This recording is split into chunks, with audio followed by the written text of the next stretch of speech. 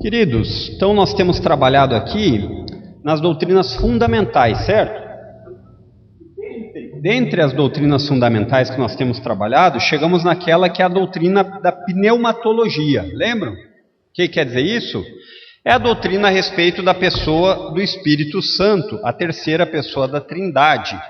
E é interessante de lembrarmos aqui, eu sempre tenho o costume aqui de fazer algo para a minha vida, mas que depois eu tenho que retroceder, porque nem sempre isso deveria ser o padrão. Por exemplo, quando você escuta a palavra doutrina, ela traz um pouco de calafrio, né? Porque é uma palavra que a gente não escuta, às vezes parece uma coisa meio mecânica, no sentido assim, eu não sou religioso desse jeito. Então, a palavra doutrina nada mais é do que ensinamento fundamental. Então, quando eu falo que eu tenho que voltar, é porque a palavra doutrina é linda. Não é porque o mau uso que se faz hoje em dia que a gente deveria abandoná-la. Assim como várias outras palavrinhas que se usam. Mas, basicamente, o que nós queremos fazer aqui é ensinos fundamentais. A ideia de fundamental é de base. E isso sempre tem na Bíblia. Então, esse ensino sobre a pessoa do Espírito Santo, ele tem base na Bíblia. E nós já falamos aqui algumas partes introdutórias semana passada. Por quê? Porque essa é uma das doutrinas talvez mais mal compreendidas, inclusive nos circuitos, nos meios evangélicos. Porque existe, de um lado, um esquecimento, que é uma pessoa. Muitas vezes se valoriza a respeito do Deus Pai, do Deus Filho, e não se fala do Deus Espírito. Ou, de outro lado, existe um entendimento equivocado que traz um monte de aberrações, de bizarrices no meio evangélico e que acabam sendo um mau testemunho para os de fora, né? Então, falamos um pouquinho disso a semana passada. Quero dar aqui um panorama sobre o que nós falaremos a respeito dos assuntos abordados na pneumatologia. O primeiro será a personalidade do Espírito Santo. Depois falaremos da divindade do Espírito Santo. Passaremos então para o Espírito Santo no ministério do Senhor Jesus. Depois falaremos da obra do Espírito Santo nos crentes.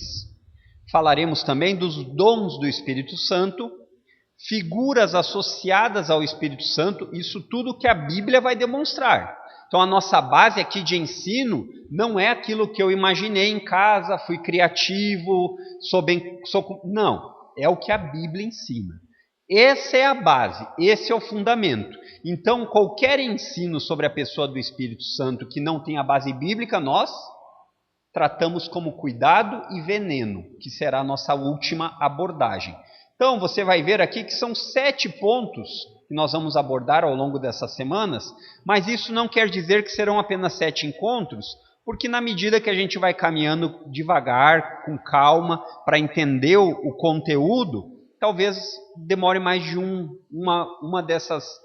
desses pontos, talvez demore mais de um encontro. Tá? Entendido? Esse é o panorama do que nós vamos tratar a respeito da pneumatologia. Mas isso vai abranger tudo? Não, não vai. Porque existe uma variedade, uma profundidade que nós não conseguimos abordar nessa ideia aqui. Então, qual é o ponto aqui nosso a respeito das quartas-feiras? É uma base inegociável que lhe dá conhecimento para viver. Mas você pode sim se aprofundar a respeito de cada um desses temas e de outros temas a respeito disso, e tem vários livros, bons livros que podemos lhe indicar, certo? Então vamos lá para o primeiro passo aqui, a respeito da personalidade do Espírito Santo. Então o que é importante que você grave? Esse é o fundamento de hoje. O Espírito Santo não é uma força impessoal, conforme dizem algumas seitas. Ele é uma pessoa, e por ser uma pessoa, tem personalidade. O que eu quero dizer com isso? Muitas pessoas vão usar a ideia do Espírito Santo como uma energia. Então você sente uma energia passando e você se sente impulsionado a fazer alguma coisa. Não é disso que se trata essa doutrina. Ou então, alguns vão dizer que o Espírito Santo é uma extensão do poder do Deus Pai.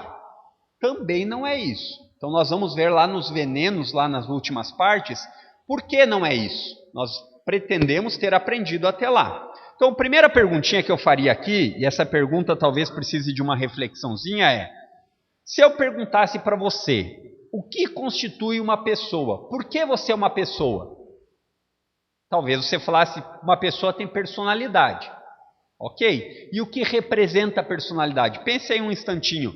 Se eu perguntasse, me diga por que uma pessoa é considerada uma pessoa? Porque ela tem personalidade. E o que está inserido na personalidade que dá essa pessoalidade para as pessoas? Ficou confuso? A ideia é, se você tivesse que me explicar por que você é uma pessoa, o que você diria?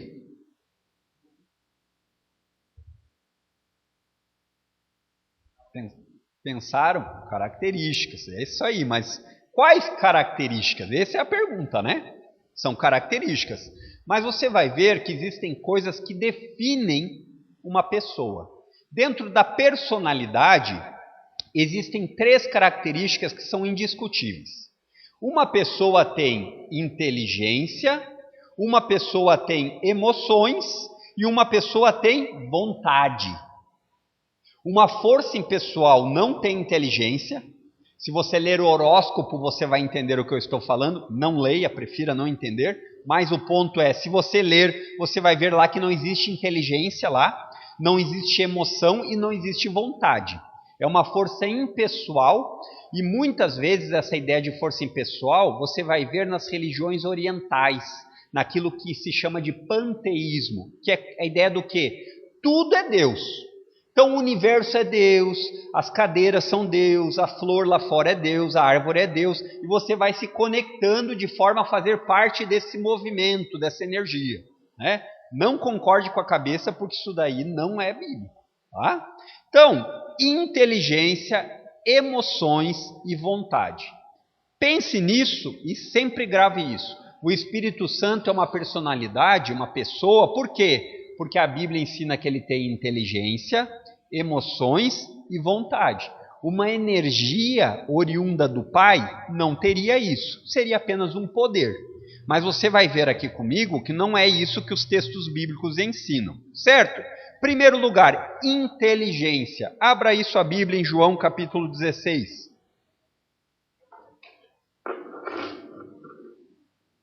João capítulo 16. Dos versos de 12 a 15.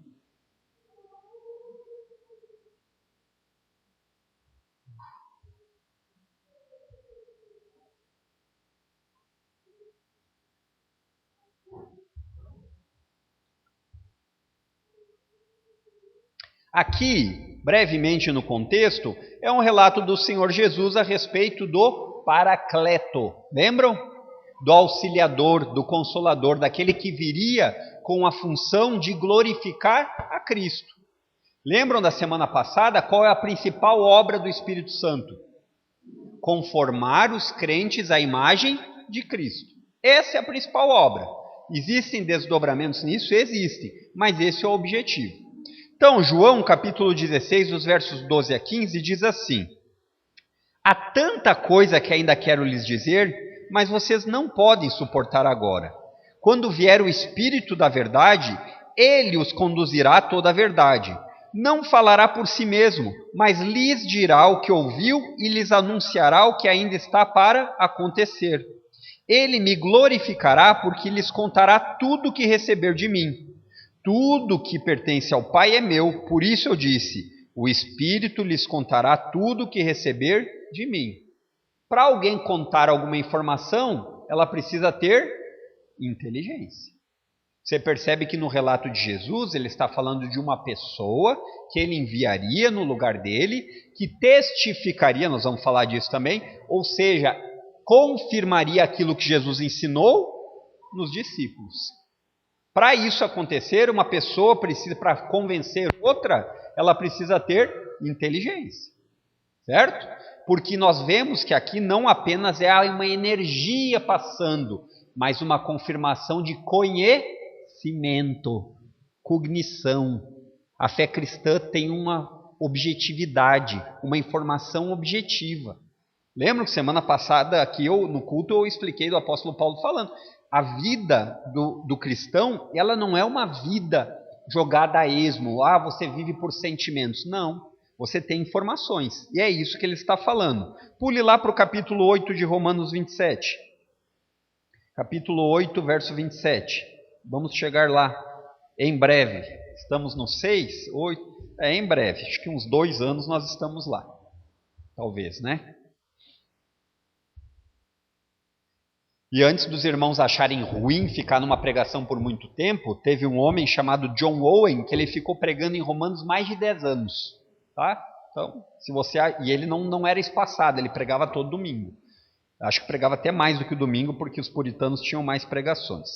Então, se você achar ruim, eu vou pedir para o pastor Fernando para a gente ficar pregando 10 anos.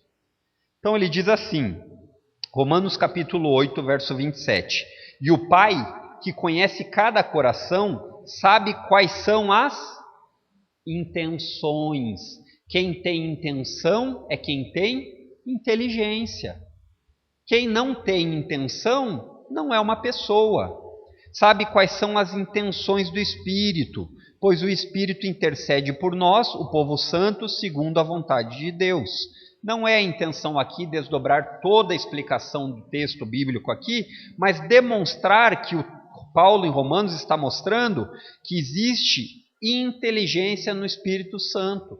Por quê? Porque ele se comunica com Deus e, inclusive, ele torna as orações imperfeitas aceitáveis. É isso que o texto aqui vai falar em Romanos capítulo 8. Certo? Agora pule um pouquinho para frente aí, na primeira de Paulo aos Coríntios. É o próximo livro.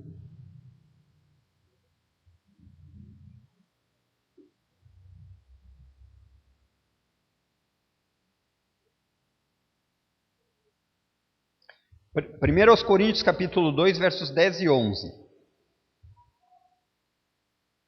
Ele diz assim: Mas foi a nós que Deus revelou essas coisas por seu Espírito. Só contextualizando, tá? Paulo está falando a respeito de entender o mistério que era dito lá no Antigo Testamento a respeito do que o Messias faria. E esse entendimento a respeito desse mistério, que Jesus viria morrer por pecadores, é impossível de ser absorvido e entendido por uma natureza humana apenas. Não é que seja difícil de entender, mas é difícil de aceitar e crer nisso. É isso que Paulo fala, que nem olhos viram, nem ouvidos ouviram. Aquilo que Deus preparou para os que o amam. Não é do céu que ele está falando. Ele está falando a respeito de um mistério revelado e que isso é feito por meio do Espírito Santo. Então olha o que ele diz: Mas foi a nós que Deus revelou essas coisas por seu Espírito, pois o Espírito sonda todas as coisas, até os segredos mais profundos de Deus. Pois quem conhece os pensamentos de uma pessoa, senão o próprio Espírito dela? Da mesma forma, ninguém conhece os pensamentos de Deus, senão o Espírito de Deus. Você percebe que aqui ele está falando a respeito de pessoalidade. E ele está fazendo uma conexão nas pessoas da Trindade, entre Deus Pai e o Espírito, de tal forma que existe uma união que nem sempre nós conseguimos explicar todos os detalhes. Mas o que nós precisamos aqui entender fica claro que existe inteligência por trás desses atos. Existe uma pessoalidade, uma personalidade de uma pessoa inteligente. Por quê? Porque você vê que ela está falando a respeito de conhecer segredos, de entender pensamentos. Para conhecer segredos e entender pensamentos, você precisa ter inteligência. Até aqui, beleza? Então, a primeira questão que constitui uma pessoa é a inteligência. E isso não precisa se relacionar apenas com cristãos. Isso qualquer não crente vai dizer também. A questão é que nós precisamos aqui relacionar ao Espírito Santo para demonstrar que a Bíblia ensina que ele é uma força impessoal. Nenhum não? É isso mesmo? Vão aceitar sim? Sem nem falar. Claro que não. Ele é uma pessoa. Por isso nós vemos que o primeiro ponto aqui é a inteligência. Grave isso. O Espírito Santo é uma pessoa. Uma pessoa. Qual é a dificuldade que muitas vezes nós temos? É verdade. Quando nós pensamos em Cristo, nós conseguimos vislumbrar uma imagem em carne, não é verdade? E isso nos dá uma certa similaridade, uma facilidade. Mas o ponto é que a Bíblia ensina que o Espírito Santo também é uma pessoa, e isso não quer dizer que ele precisa ter um corpo. Certo? Agora, vamos para a segunda questão aí, e para aqueles que acham que não tem manifestação do Espírito Santo no Antigo Testamento, já conseguimos aqui dar uma lidinha em Isaías 63:10. Abra lá no Antigo Testamento em Isaías.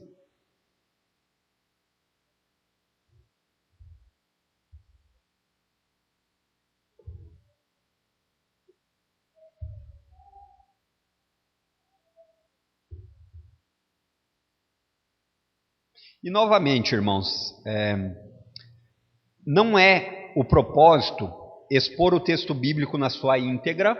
Existe uma contextualização que é importante, então a sugestão sempre aqui nós vamos dar a base da doutrina, mas depois você vai para casa e lê uns versículos para cima e uns para baixo, e de preferência até o capítulo inteiro. Por quê? Porque nós não queremos usar um texto para pretexto, e isso acontece muito em seitas, em igrejas que não são bíblicas. Eles usam a Bíblia, daí você pergunta assim, a igreja você está indo? Não, eles têm a Bíblia, mas eles não ensinam a Bíblia. O ponto aqui é que nós estamos fazendo uma coletânea de ensinamentos a respeito do Espírito Santo e nos concentrando nisso. Mas isso não quer dizer que nós estamos manipulando o texto, apenas eu não conseguirei explicar o texto expositivamente. Quem sabe você possa pedir para o pastor Fernando, depois de Mateus, vir para Isaías. Olha, em que capítulo que nós estamos de Isaías aqui? 63. Talvez o pastor Fernando faleça em Isaías, se ele começar, né?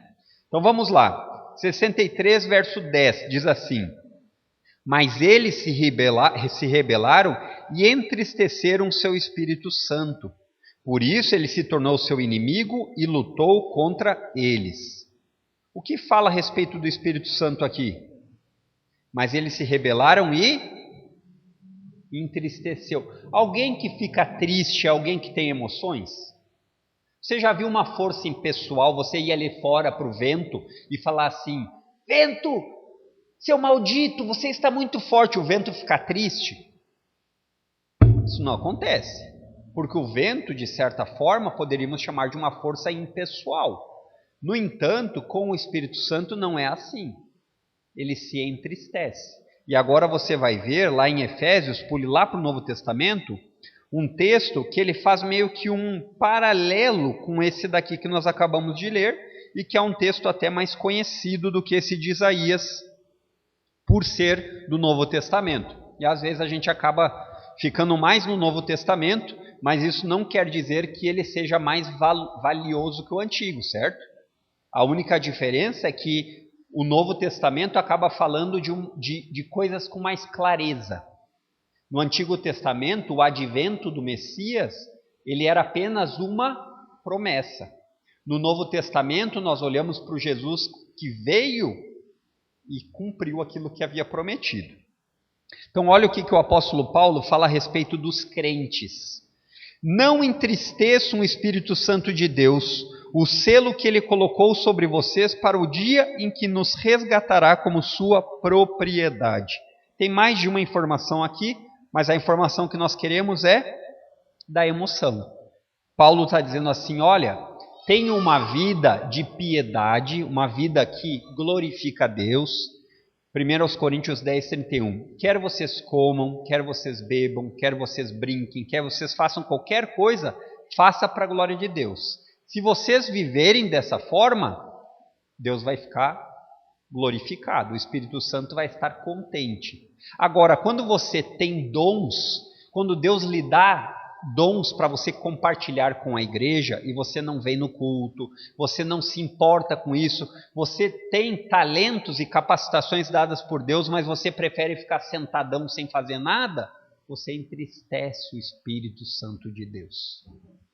Então, quando a gente pensa isso, não pense naquela pessoa mimada que diz assim, agora você me... Não é isso.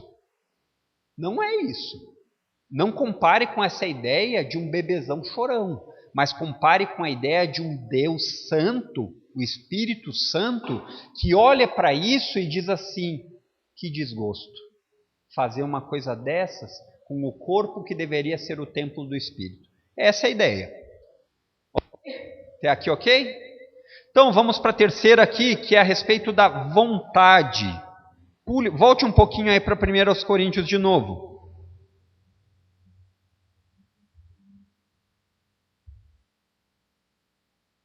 E você percebe, e é interessante, quantas vezes aqui, só aqui já teve 2 citações de 1 Coríntios, né? Mas vai ter mais. E é, do Novo Testamento, a igreja com mais problemas. Porque as pessoas, em detrimento da ideia do Espírito Santo, elas cometiam muitos equívocos e faziam muitas coisas erradas. Interessante isso, né? Então não é que não tinham o Espírito, mas elas muitas vezes faziam um mau uso das informações e tinham atitudes equivocadas e até mesmo pecaminosas. Elas entristeciam o Espírito de Deus.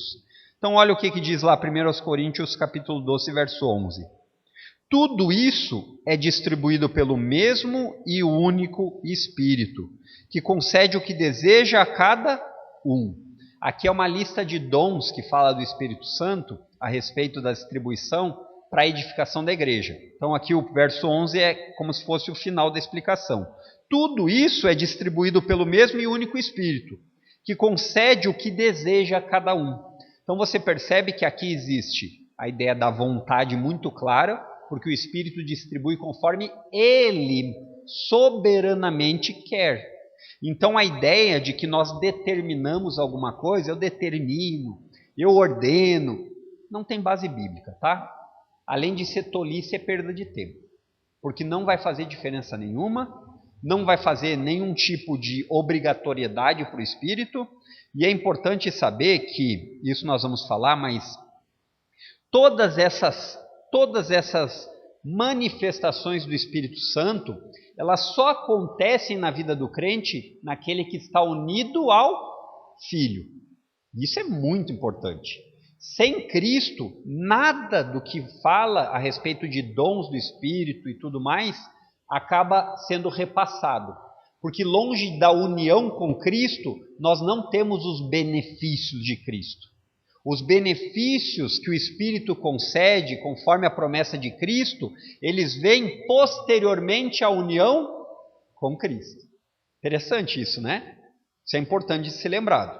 Então, o terceiro ponto aqui que nós falamos é a respeito da vontade. Então, o Espírito Santo é uma força pessoal ou impessoal? Nenhum dos dois, porque ele é uma pessoa, ele não é uma força, né?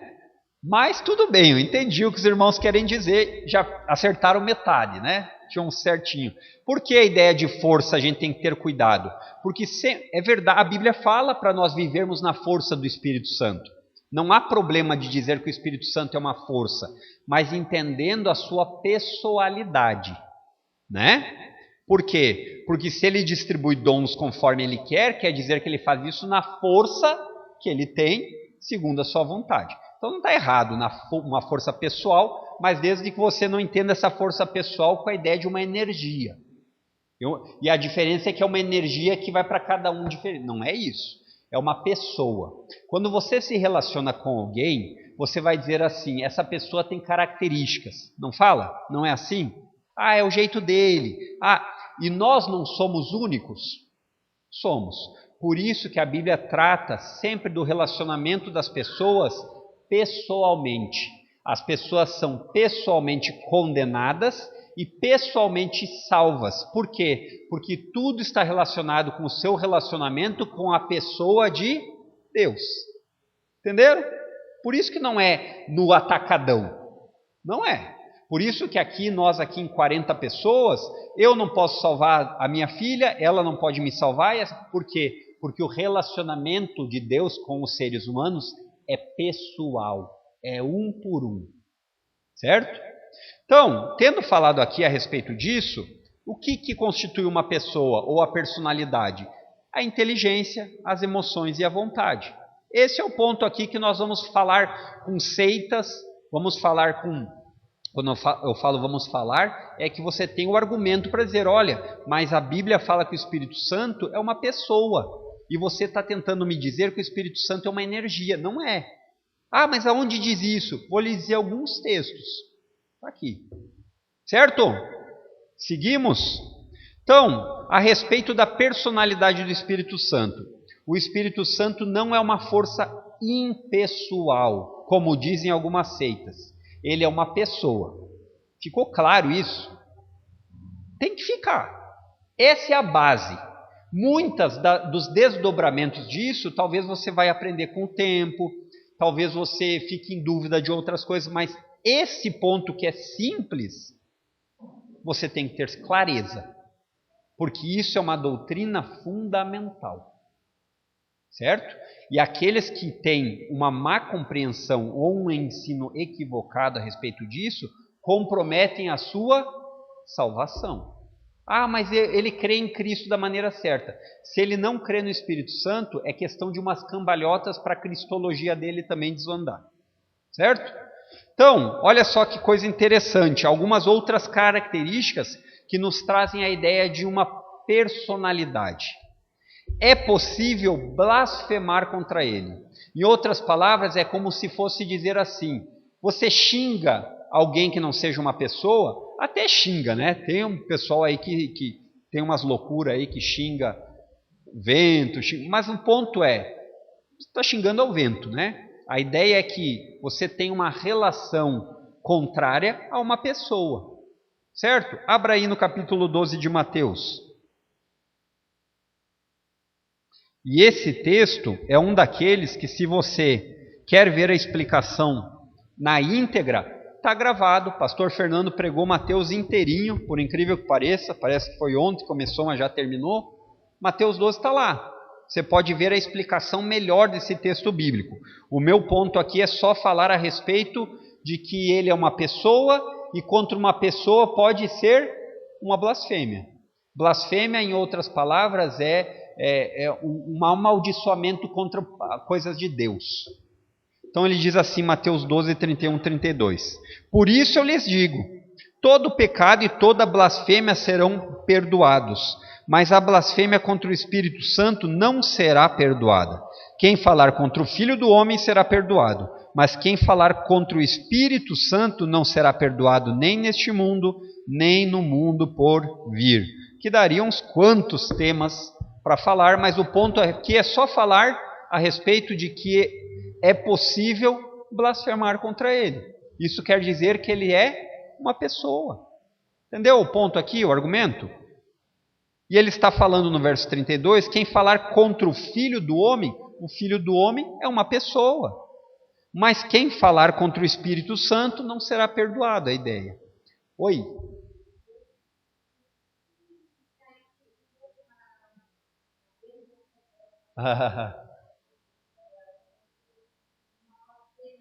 É uma ótima pergunta, eu achei que não ia vir.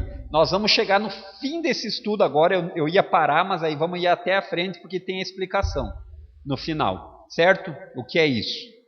Aguenta um pouquinho aí vai prestar bem atenção no resto e nós vamos chegar lá. Então fiquem com essa pergunta, essa dúvida aí na mente. E ainda a outra pergunta poderia ser, é possível blasfemar contra o Espírito hoje? Essa é uma pergunta, né? Porque está dizendo que não tem perdão. Como é que faz? Então, vamos chegar lá. Então, a segunda questão é, olha aí em João 14, 26, nós falamos desse texto já.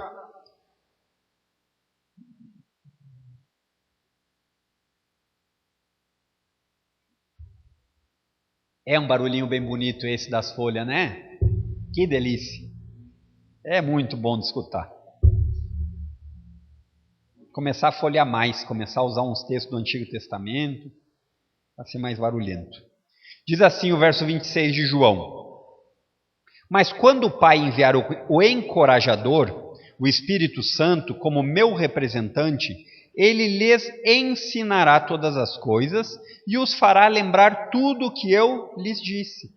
Então o Espírito Santo ensina.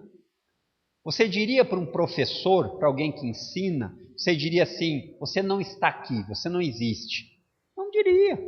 Né? Você pode até não gostar do professor, mas você não diria. Depois, abra em Atos capítulo 5. E aí a pergunta que eu faço é: o pastor Fernando já explicou esse texto ou ainda não? Nossa, que silêncio. O pastor Fernando não explicou ou explicou? O pessoal está com medo de dizer? Começa Atos 1 de novo, pastor, e de lá vai. Ele já chegou em Atos 5? Hã? Mas tão tímido mesmo. Chegou ou não chegou? Olha, o pessoal não lembra mesmo, pastor Fernando. Não chegou, mas ele vai chegar lá. Então aqui já está um dos pontos aqui da pregação do pastor Fernando. É possível mentir a ele. Olha só o que o texto diz no verso 3. Então Pedro disse: Ananias, por que você deixou Satanás encher seu coração?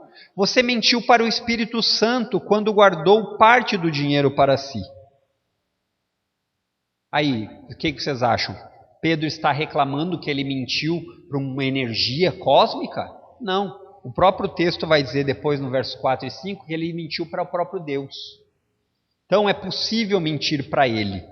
Agora, pule lá para Romanos capítulo 8.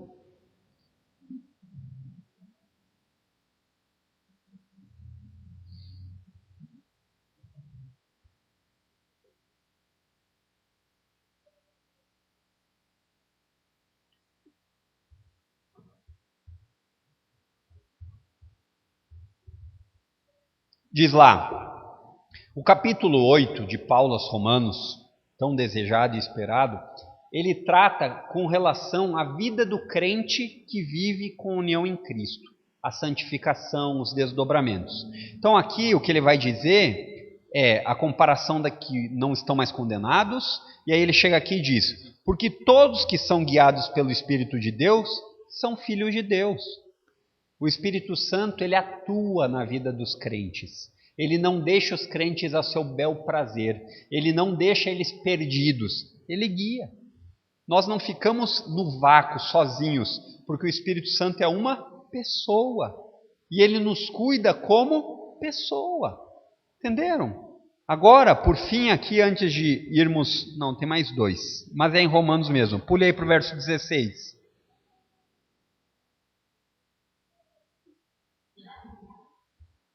E aqui é interessante esse texto, como ele é descrito, essa ideia de confirma aqui no original. Ele diz assim: pois o seu Espírito confirma nosso Espírito que somos filhos de Deus. Então aqui é o testemunho do Espírito Santo, trazendo a certeza.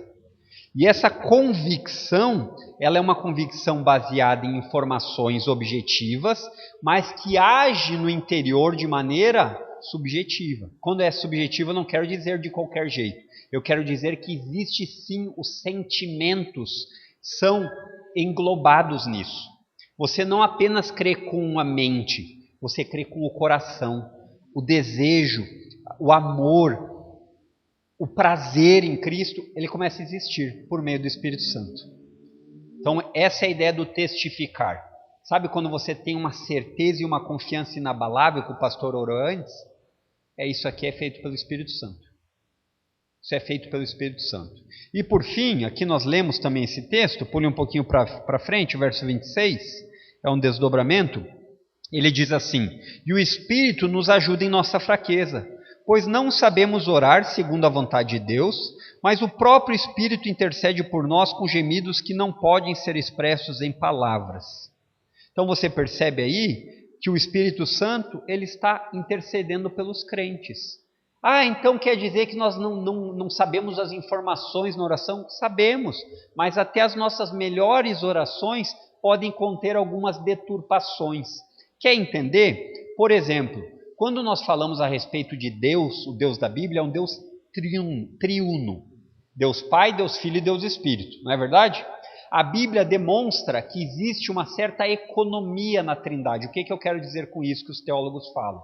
É a ideia daquilo que é a função ou a tarefa do Pai, do Filho e do Espírito. Você percebe na Bíblia que ela destaca isso. Então, quem morreu na cruz não foi o Deus Pai, nem o Espírito, foi o Filho. Então, muitas vezes nós começamos uma oração e dizemos assim: Senhor Jesus, obrigado por tudo, Pai. Essa é uma oração que precisa ser corrigida pelo Espírito. quer dizer que é problema isso. Não. O Espírito nos ajuda, ele intercede. Mas você percebeu que começa de um jeito e muitas vezes a gente se equivoca no meio da oração? Então eu não estou falando isso aqui para ser chato com os irmãos, dizer que eu fico reparando na oração dos irmãos, mas para dizer que existe sim a necessidade disso, para não lhe dar um pretexto de dizer assim, eu nem preciso conhecer nada da Bíblia, porque o Espírito intercede por mim e ele conserta. Não é nesse sentido, certo? Precisa ter objetividade e conhecimento.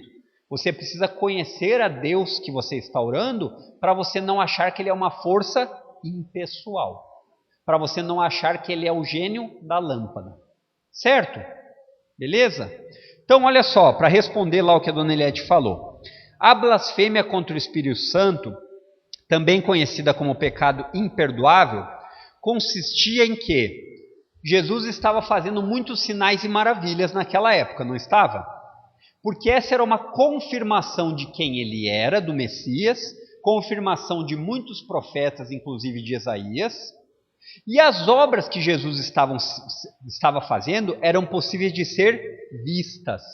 Então, quando ele estava fazendo essas obras, e eles estavam atribuindo as obras de Jesus ao diabo, eles estavam blasfemando contra o Espírito Santo, porque eles estavam atribuindo a obra que eles estavam vendo Jesus fazer ao demônio, ao diabo, e isso era imperdoável. Porém, Jesus não anda mais em carne física aqui entre nós, ele ascendeu, ele voltará, mas ele subiu aos céus e ele disse que enviaria um auxiliador, o Espírito Santo. Então, agora aqui, como essa característica específica, e isso você pode ver lá em Mateus 12, o pastor Fernando explicando, não existe mais um pecado imperdoável. Então, respondendo a dona Eliette, uma blasfêmia contra o Espírito Santo no sentido de ser imperdoável era atribuir obras de Jesus a Satanás. Hoje ainda existe blasfêmias contra Deus, porque todas as vezes que você vê a atribuição de obras esquisitas do Espírito Santo a Deus, você está blasfemando, mas não é imperdoável. Existe arrependimento e perdão para isso. É verdade que existe, você vê na Bíblia, principalmente Paulo aos Romanos aqui, capítulo 1, uma característica ou um nível de blasfêmia que vai cada vez endurecendo mais o coração do homem, a ponto de muitas vezes ele ficar tão duro. Não é que Deus não possa mais, não possa convertê-lo, mas Deus o abandona a seus próprios caminhos. Isso muitas vezes é o que a Bíblia fala a respeito do homossexualismo. Lá o que Paulo fala em Romanos capítulo 1. Isso é o que muitas vezes Paulo vai falar a respeito de deixar o estado natural. Existe possibilidade de arrependimento? Existe. Existe um pecado imperdoável? Não existe. E aí talvez um debatezinho para o futuro e o suicídio é imperdoável ou é perdoável? Não existe pecado imperdoável, porque Jesus morreu pelos pecados. Talvez os desdobramentos disso será que essa pessoa era crente ou não? Não sei. Mas isso é conversa para um outro momento. Ok, queridos? Alguma dúvida? Não, né? É porque fomos adiante. Eu vou começar a fazer assim, daí não sobra tempo para pergunta. Vamos orar? Feche seus olhos mais um instante aí. Pai Santo, graças te damos por meio de Cristo, nosso Salvador, pela nossa união com Ele, e por causa dessa união desfrutamos do Teu Santo Espírito, de todas as bênçãos espirituais. Podemos cada dia mais nos parecer com o nosso Salvador, e nós te pedimos que o Senhor cada vez mais transforme o nosso coração, nos dando prazer por Ti, pela Tua Palavra, nos dê cada vez mais compaixão pelos perdidos, não com uma ideia de um julgamento porque nós somos melhores, mas sim com a ideia de uma compaixão de um lugar que nós também já estivemos e pela Tua graça fomos resgatados. Então nos ajuda que ao mesmo tempo nós sejamos duros com o pecado, mas compassivos para mostrar o caminho das boas novas do nosso Salvador. Esse é o nosso desejo e a nossa oração em nome de Cristo. Amém, queridos.